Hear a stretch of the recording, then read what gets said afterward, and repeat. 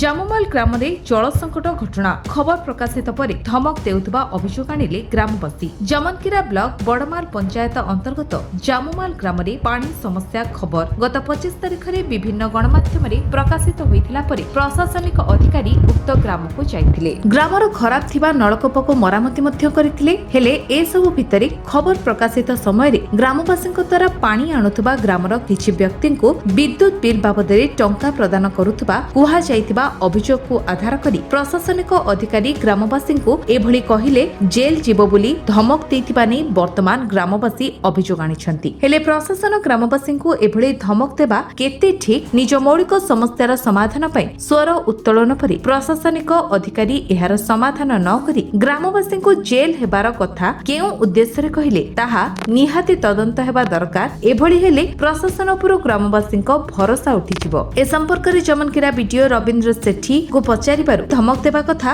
ମୋ ନଜରକୁ ଆସିନାହିଁ। ଯଦି ଏମିତି ହୋଇଛି ତାହେଲେ ଏହା ଠିକ୍ କଥା ନୁହେଁ, ଏହା ଏକ ନିନ୍ଦନୀୟ ଘଟଣା ବୋଲି କହିଥିଲେ। ବର୍ତ୍ତମାନ ଦେଖିବାକୁ ରହିଲା ପ୍ରଶାସନ ପକ୍ଷରୁ ଜାମୁମାଲ ଗ୍ରାମକୁ କେତେ ଶୀଘ୍ର ପାଣି ଯୋଗାଇ ପାରୁଛି। आमे खाइबार पानी लगी प्रशासन के जणैथिलु से माने हमको पानी सुविधा नि करिकरी हमको आसिकरी धमक देले जे तमे जेन पानी किनी की 100 टंका देकरी खाउ छ तुमको जेल हेबा बोलकरी कहले। पानी सुविधा नि करिकरी से माने उल्टे हमको धमक दउछन जे जेल हेबा। आसु से माने हमको जेल नेबे ले भी आमे जिमु किंतु हमको पानी देबे। हमर पानी सुविधा करू हमर गाय ने जेन से आड़ू हमको खाइबार पानी सुविधा करू सप्लाई माध्यम रे दउ पानी सुविधा करू। आमे जाममाल रो सबु माँ बृंद आमर पानी रो घोर असुविधा जाममाल गाँव रे आमर पीबार पानी नहीं। नलको जोटा अच्छी बहुत पुराना जे नलको रे कि से माने आसी करी प्रशासन सजाड़ी दे करी भुआ बोलाबार लगी चेष्टा करूछन। आमके नुआ बोरवेल दिया जाऊ नहेले आमर रास्ता कड़े नाल पड़ीचे सेथिरे वाटर सप्लाईटा दिया जाऊ ताहेले जे करी आमे समस्त सुविधा रे पाई पारमु। आ तार विकल्प व्यवस्था नहेले गाँ को टैंक आसु आ माँ भौणी समस्तंकर सुविधा करा जाऊ। आमर माँ भौणी माने गोटे आमे प्रशासन को जणैतिलु आमर मीडिया माध्यम रे किंतु सेथिरे सरपंच सहित 3 जण आसी करी वारंट रो धमकी दे करी जाइछन। सेथिर लगी माँ भौणी माने आतंकित होई जाइछन।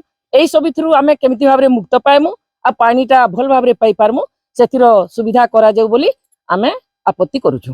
ग्राम ने पानी बहुत असुविधा सेथिर लगी आमे प्रशासन के पेपर माध्यम ने जणालु बोले से माने सुविधा नहीं करी तार प्रतिकार नहीं करी आमको फिर आसिक धमक दौसन जे तुम्हें पानी किणिकी खाऊ से लगी तुमके जेल हेबा। से मैंने जदि किसी सुविधा नहीं करूसन ताहले आमे आउ टिके ऊपर के जाइकरी तार व्यवस्था करू ठीक है। सेटा पठेतली हमरो आरडब्ल्यूएस एकी पठेतली से जाइकरी इनक्वारी करतला सरपंच आउ पीओ सहित तो सेटा नलकूप तो अच्छी ता भीतर भी गतकाली जाइथिले से माने सदस्य बोली कहथिले तो पानीटा टिके गुलिया पानी आसी बोली से माने कहथिले जे जेतु तार पानी लेवल टे कमी होउची तो आम देखुछु नले पानी सप्लाई व्यवस्था करा जिवो टैंकर रे से एरिया रे जो रहउची कि हमें वाटर सप्लाई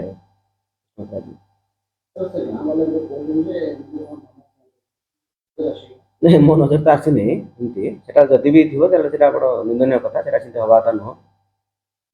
जमनकिरार अब्दुल गुलाम कादर रिपोर्ट विश्व विजय न्यूज ओडिशा।